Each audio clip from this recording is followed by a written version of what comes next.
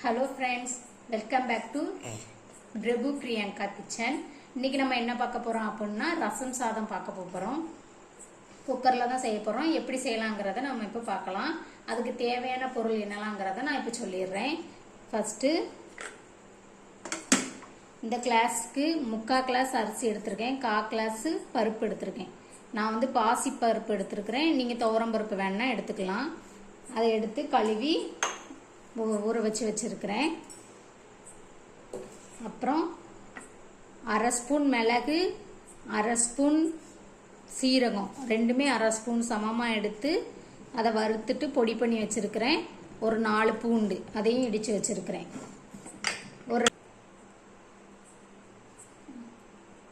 வாங்க இப்போ தேவையான அளவு எண்ணெய் ஊற்றிக்கலாம்.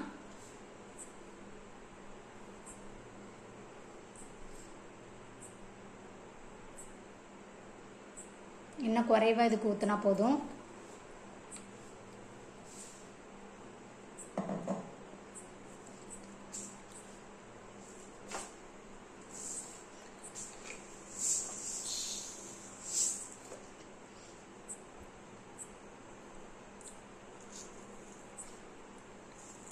எண்ணெய் சூடான உடனே கடுகு போட்டுக்கலாம்.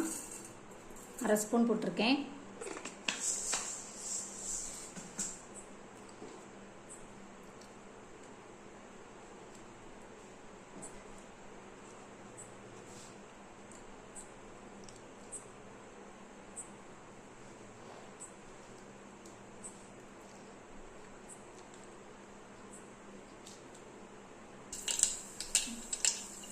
கடுகு பொரிஞ்சிருச்சு. இப்போ இதில் மீடியம் சைஸ் வெங்காயம் 1 பல்லாரி நான் கட் பண்ணி போட்டிருக்கேன். ஒரு பச்சை மிளகாய். வெங்காயம் ரொம்பலாம் இதுக்கு வதங்கணும்னு அவசியம் இல்லை, லைட்டாக வதங்கினா போதும். இதுக்கப்புறம் கட் பண்ணி வச்சிருக்கிற தக்காளி சேர்த்துக்கலாம்.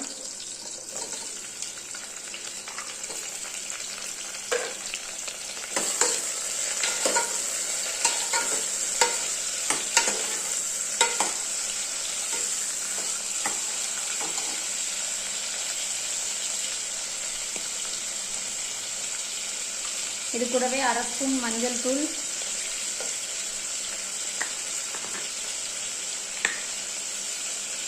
கொஞ்சமா காயப்பொடி,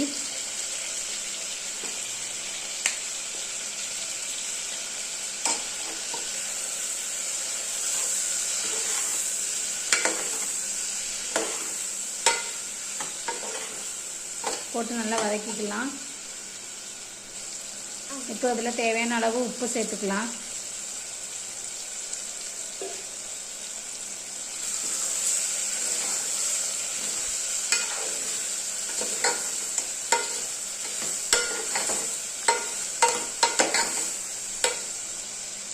சேர்த்தாச்சு. இப்போ இடிச்சு வச்சிருக்கிற சின்ன வெங்காயம் 6 போல இடிச்சு வச்சிருக்கேன், அதையும் இதில் சேர்த்துக்கலாம். சின்ன வெங்காயம் போடுறதுனால டேஸ்ட் கொஞ்சம் நல்லா இருக்கும்.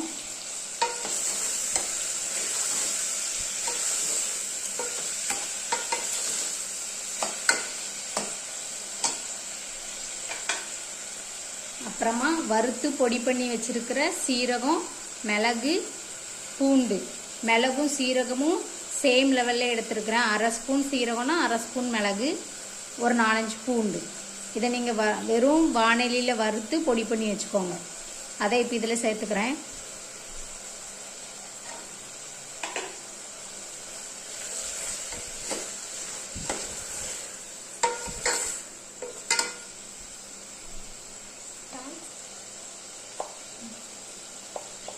இப்போ இது கூடவே 1/2 ஸ்பூன் சாம்பார் பொடி போட்டிருக்கிறேன். நீங்கள் ரசப்பொடி இருந்தால் போட்டுக்கலாம், நான் சாம்பார் பொடி போட்டிருக்கிறேன். இது போட்டால் இன்னும் கொஞ்சம் நல்லாயிருக்கும்.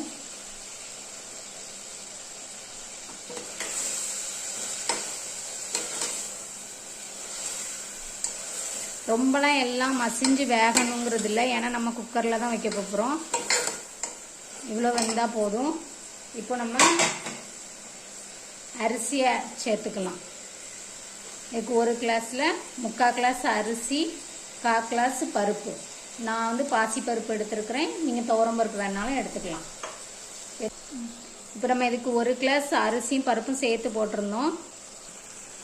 இப்போ இதுக்கு 1 கிளாஸ் நம்ம அரிசியும் பருப்பும் சேர்த்து போட்டோம். அதனால் 5 கிளாஸ் தண்ணி ஊற்றிக்கலாம்.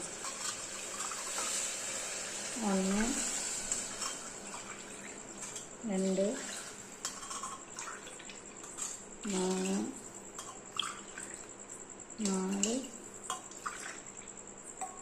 கரெக்டாக 5 கிளாஸ் ஊற்றிருக்கிறோம்.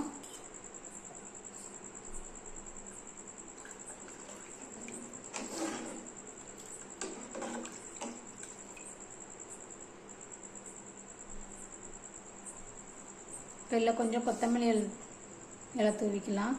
கொதிக்கட்டும். கொதிச்சதுக்கப்புறம் நம்ம மூடி வச்சு விசில் போடலாம்.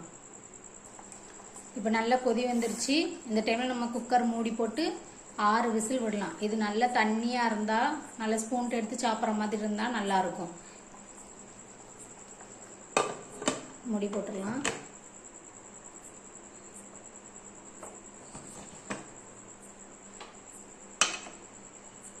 கரெக்டாக 6 விசில் வைங்க.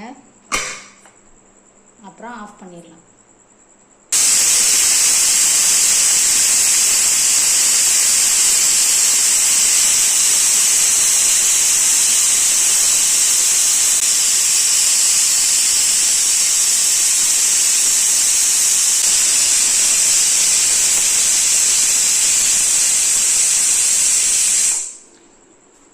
இப்போ 6 விசில் வந்துருச்சு.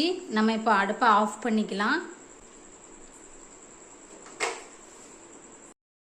ஓகே ஃப்ரெண்ட்ஸ், இப்போ குக்கர் சத்தம் அமர்ந்துருச்சா பார்க்கலாம். குக்கர் சத்தம் அமர்ந்துருச்சு. இப்போ குக்கரை ஓப்பன் பண்ணி பார்க்கலாம் சாதம் எப்படி இருக்குது அப்படின்ட்டு.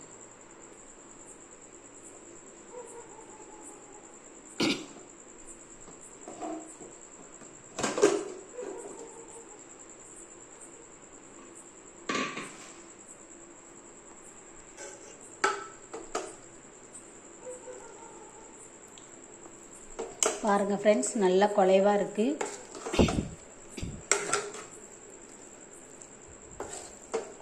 நல்ல வாசனையாகவும் இருக்குது. சுட சுட இதுக்கு நல்லா அப்பளம், உருளைக்கிழங்கு பொரியல் எல்லாம் வச்சு சாப்பிட்டா சூப்பராக இருக்கும். நீங்களும் இதை ட்ரை பண்ணி பாருங்கள்.